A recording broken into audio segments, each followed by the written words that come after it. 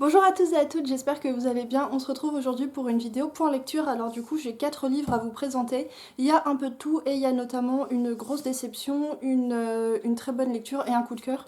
Donc voilà, je vais vous parler de ça tout de suite. Mais juste avant, je voulais vous dire que en fait, pour les 1 an de la chaîne, j'organise une foire aux questions. Donc du coup, si vous avez des questions à me poser sur la chaîne, sur mes lectures, sur ma vie, enfin bref, si vous avez des questions à poser, je vous invite à regarder dans la barre d'infos. Normalement, si j'y pense, et j'espère que je vais pas oublier cette fois, je vais mettre un questionnaire Google Form et du coup c'est totalement anonyme. Vous pouvez poser votre question et moi j'y répondrai dans une vidéo pour à peu près les 1 an de la chaîne, mais peut-être que ça paraîtra après. À vrai dire, peut-être que au moment où paraîtra ce point lecture, la vidéo foire aux questions sera déjà parue, j'en sais rien. Mais dans le doute, si vous avez des questions, je vous invite à regarder en barre d'infos. Vous pouvez poser les questions que vous voulez. Je sais qu'il y en avait qui avaient peut-être des questions sur ma maladie, donc voilà, n'hésitez pas à poser vos questions. S'il y a des questions qui sont un peu malaisantes ou qui sont un petit peu hors de... Enfin, s'il y a des questions auxquelles je veux pas répondre, de toute façon, j'y répondrai pas.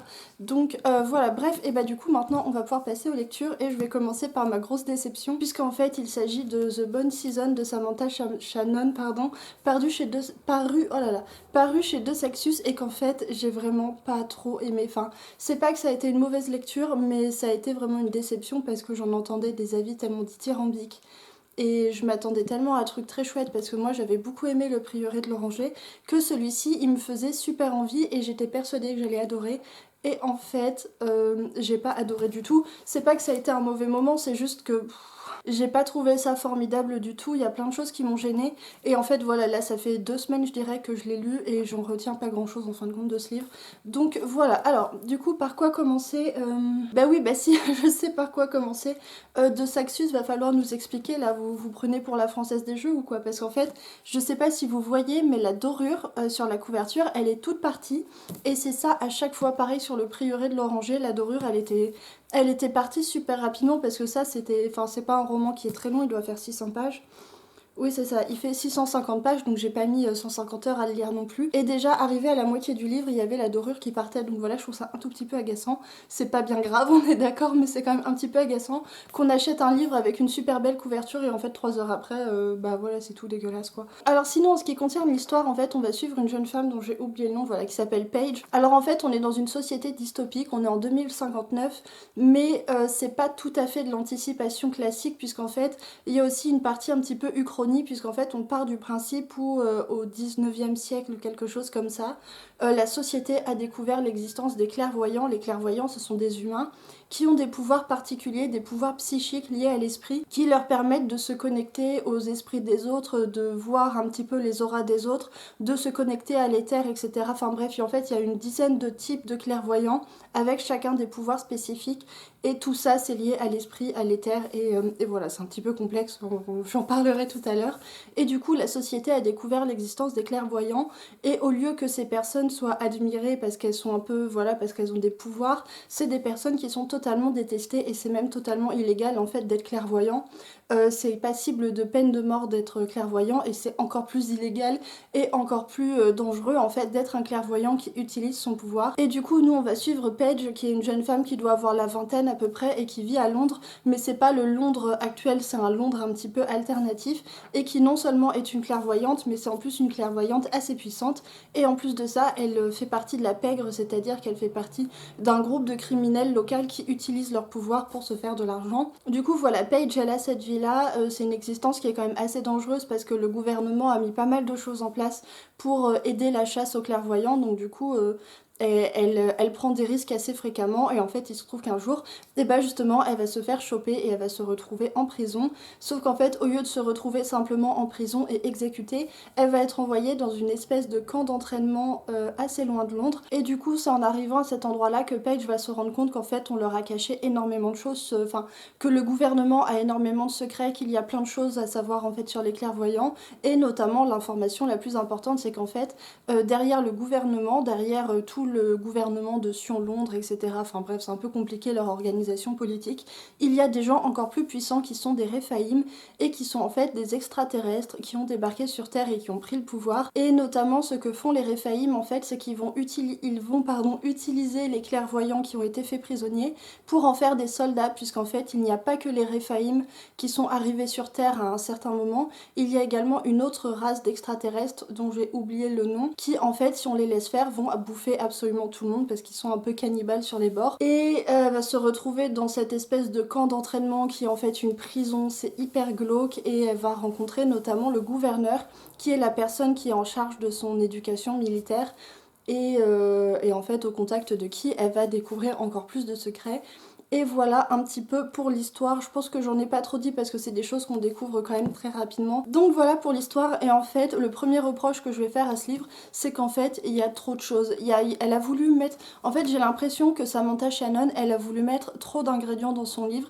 Elle avait trop d'idées et en fait, elle a voulu les assembler ensemble. Sauf que pour moi, ça forme pas un univers cohérent. Il y a vraiment trop de choses différentes. Il y a déjà un côté anticipation dystopique, un côté uchronie. Il y a une espèce de truc magique avec de la clairvoyance, les pouvoirs magiques psychiques, là c'est pas hyper clair.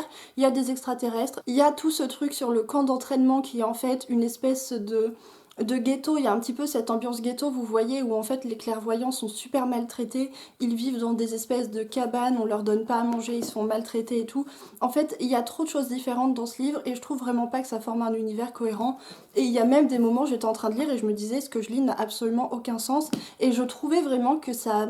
Enfin, vraiment, pour moi, l'univers, il a pas fonctionné parce que je trouvais qu'il y avait trop de choses différentes qui s'emboîtaient pas correctement et qui créaient des espèces de micro-incohérences ou de dissonances. On est quand même dans un univers où il y a une technologie qui permet de voir l'aura des gens, mais par contre, dans cet univers, ils ont pas inventé le lance-flamme pour tuer les extraterrestres. Enfin, je comprends pas. Il y avait plein de choses qui me dérangeaient et qu'en fait, qui faisaient que quand je lisais mon livre, je trouvais ça pas crédible du tout, en fait, comme histoire et comme univers.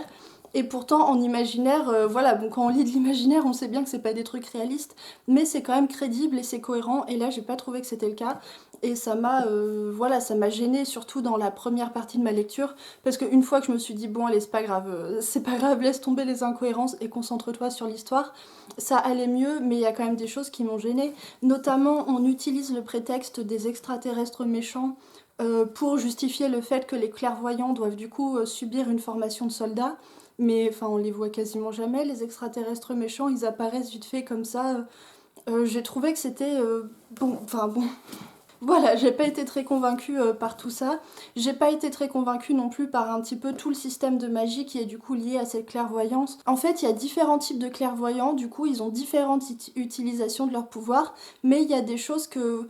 En fait, je sais pas comment dire, mais globalement, j'ai trouvé ça vraiment pas très clair, j'ai trouvé ça confus, j'ai pas trouvé que c'était très intéressant à lire en plus. Donc voilà, après là, quand j'en parle, on dirait que j'ai vraiment détesté, et vraiment, c'est pas le cas, j'ai passé plutôt un bon moment de lecture, mais j'ai quand même été très déçue. Clairement, ça va pas me laisser un souvenir impérissable. Vous savez, c'est pas le genre de livre où j'ai adoré l'univers, où je me suis attachée à une ambiance particulière ou attachée à l'histoire de personnages. Là, clairement, quand j'ai terminé le livre, je l'ai posé et puis je l'ai un petit peu oublié. Donc voilà pour mon avis, n'hésitez pas à me dire en commentaire si vous avez lu Bone Season et si vous l'avez aimé. Alors j'ai aussi lu le tome 7 de l'Atelier des sorciers de Kamome Shirahama qui est paru chez Pika Édition. Je pense que vous connaissez ce manga qui est une petite histoire vraiment très sympathique. Vraiment c'est super agréable à lire, c'est super agréable à regarder parce que tout est trop beau. Par contre je trouve que l'histoire s'enlise, mais alors c'est d'une lenteur. Autant les premiers tomes c'était super chouette, il se passait des choses, on découvrait des choses, etc. On rencontrait un petit peu les antagonistes de l'histoire, donc la confrérie du capuchon. Mais c'est vrai que là, depuis 2 ou 3 tomes, on avance très lentement, voire pas du tout. On a des informations qui arrivent, mais vraiment par bribes, et on n'avance pas dans l'intrigue en fait, et je trouve que ça commence à devenir un peu frustrant et un petit peu long, parce que je pensais pas que ce serait... Enfin, en fait, ce qui me fait un petit peu peur, c'est que je me dis que là, à ce rythme-là, pour finir l'histoire, il va nous falloir 50 tomes. Dans celui-ci, on apprend des choses sur l'histoire personnelle de Kieffret, de Maître Kieffret, sur son enfance, etc. Mais voilà, c'est pas incroyable, et je trouve vraiment qu'il y a eu un énorme ralentissement sur le rythme de l'intrigue et que là ce serait bien qu'on reprenne un rythme un petit peu plus soutenu. Donc voilà, ça reste une lecture vraiment sympa et j'aime beaucoup cette série, mais j'aimerais bien que, voilà, que dans les prochains tomes on ait un petit peu des grosses révélations, des rebondissements, ou alors qu'il y ait de l'action, que vraiment on affronte la confrérie du capuchon, qu'il se passe des choses. Donc voilà pour l'atelier des sorciers, et maintenant je voudrais vous parler du tome 3 du Sorceleur, que je lis dans ces énormes éditions collector Brajlon que mon copain m'avait offert à Noël. Du coup le tome 3 c'est le premier tome de l'intégrale 2, et je l'ai lu juste avant Noël en fait, juste avant que ma famille arrive. D'ailleurs je l'ai terminé quelques heures avant qu'ils arrivent, et c'était une très bonne lecture, même si j'étais quand même assez surprise, puisqu'en fait dans le tome 1 et le tome 2 du Sorceleur, c'est des tomes qui sont en format nouvelle, donc en fait c'est juste des recueils de nouvelles pour introduire l'univers, pour introduire les personnages et surtout pour introduire le bestiaire de cet univers et nous présenter le personnage du Sorceleur. Et c'est seulement à la fin du tome 2 qu'on commence à voir un petit peu une histoire et un fil rouge se dessiner. En fait, la grosse histoire du Sorceleur, c'est qu'en fait on est dans un univers de fantasy avec des royaumes, et il y a le royaume de Nilfgaard, j'arrive jamais à le prononcer, le royaume de Nilfgaard, composé du coup des Nilfgaardiens, qui est en pleine expansion, qui est en plein pic de puissance, et qui a décidé du coup de prendre de l'ampleur, d'aller conquérir un petit peu d'autres royaumes, et notamment ils vont faire tomber le royaume de Cintra, ils vont attaquer la capitale, tuer la reine et voilà, prendre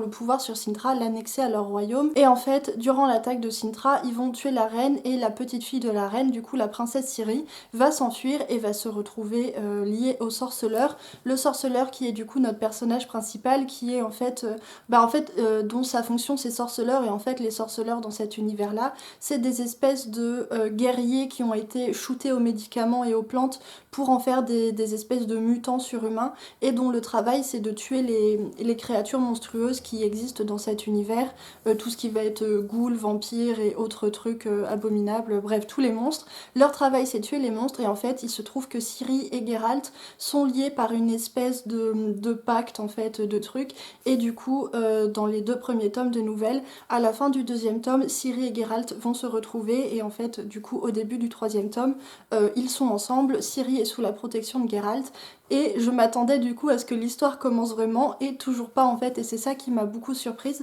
mais en même temps assez étonnamment. Alors qu'il se passe vraiment pas grand chose dans ce tome, je l'ai lu super vite. En fait c'était assez cool, enfin moi personnellement je suis pas hyper fan du format nouvelle, donc j'étais contente qu'on repasse sur une narration un peu plus traditionnelle. Du coup en fait dans le tome 3, Geralt a Ciri sous sa protection, et il va notamment se mettre en tête de lui apprendre des choses pour qu'elle puisse se défendre toute seule.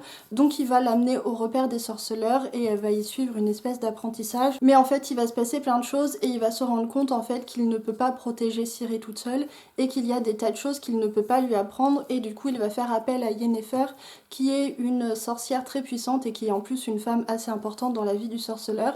Et Yennefer va prendre la relève, et elle va prendre Ciri sous son aile et lui apprendre un certain nombre de choses, puisqu'en fait on va réaliser que Ciri est une petite fille quand même assez particulière. Mais voilà un petit peu ce qui se passe dans le tome 3, et ce que j'ai beaucoup aimé du coup c'est voir cette relation se lier entre Ciri, Geralt et Yennefer, et que toujours on découvre encore un petit peu plus l'univers. On va un petit peu approfondir les conflits géopolitiques qu'il y a dans cet univers, parce que c'est un univers où il y a énormément de guerres, puisqu'en fait il y a plusieurs races, il y a les humains, il y a les mutants par exemple comme le sorceleur, mais il y a aussi les êtres de sang ancien, donc du coup les elfes, les nains, etc.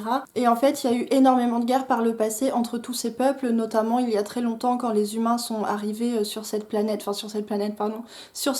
territoire là, et en fait se sont appropriés les terres des elfes, et du coup il y a tout un tas de conflits un petit peu partout. Donc voilà, j'aime vraiment beaucoup à chaque fois en apprendre plus sur tout ce système politique et sur tous les conflits qu'il y a dans cet univers, parce que je trouve ça vraiment très intéressant. Et en fait comme il y a beaucoup d'intervenants, il y a beaucoup de royaumes humains, mais il y a aussi les elfes, les nains, il y a plusieurs trucs, enfin je trouve ça assez chouette et je trouve ça assez prenant, et je trouve qu'il y a vraiment une atmosphère particulière dans cette saga qui est assez unique et que j'aime beaucoup retrouver, et quand je suis pas en train de le lire ça me manque un petit peu. Donc voilà, j'ai vraiment beaucoup aimé ce tome 3, et du coup j'ai super hâte de lire le tome 4, et j'espère qu'à ce moment là on va enfin commencer vraiment l'intrigue principale, et parce que là c'est vrai que pour l'instant c'est assez flou, donc voilà. Et maintenant je voudrais vous parler d'un type de livre dont je parle très rarement sur ma chaîne, puisqu'il s'agit de littérature blanche. En fait j'ai relu la semaine dernière La femme gelée de Annie Ernaux, alors du coup je l'ai pas avec moi parce que mon copain l'a pris pour le travail.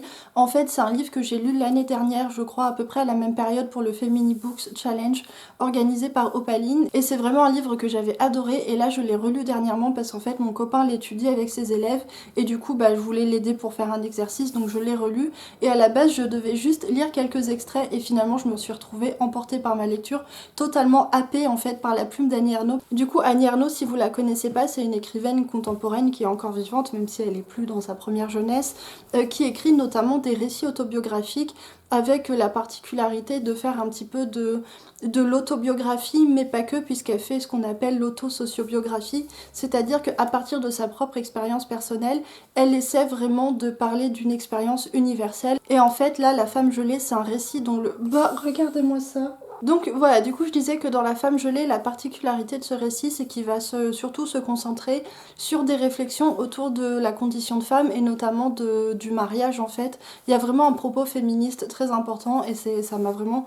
En fait c'est un livre, la première lecture m'avait vraiment bouleversée parce que je l'avais trouvé d'une justesse incroyable. Alors en fait La femme gelée de Annie Ernaux, c'est un récit autobiographique qui va être divisé en deux grandes parties, même si on va suivre toujours la ligne chronologique de la vie d'Annie Ernaux. Dans la première partie, elle va surtout se concentrer sur son enfance. Elle a grandi auprès de parents très aimants qui étaient d'origine modeste, qui tenaient un petit commerce et du coup elle raconte son enfance. Elle parle notamment des femmes de sa famille qui étaient des personnalités assez fortes mais qui étaient surtout des personnalités qui ressemblent, enfin des personnages de femmes, des figures de femmes qui ressemblaient pas du tout à cette espèce de figure de femmes idéalisées qu'on leur racontait, enfin dont on leur parlait à l'école et qu'on voyait dans les livres, vous savez, la mamie gâteau ou alors la maman toute douce, la petite fée du logis qui fait le ménage, etc., qui fait briller les miroirs. Elle raconte qu'en fait tout ça, ça lui est totalement étranger parce que les femmes de sa famille, en fait, comme elle est d'une condition assez modeste, c'est des ouvrières, c'est des travailleuses, elles n'ont pas le temps de faire le ménage, elles font pas des gâteaux et elles s'occupent pas particulièrement beaucoup de leurs petits-enfants.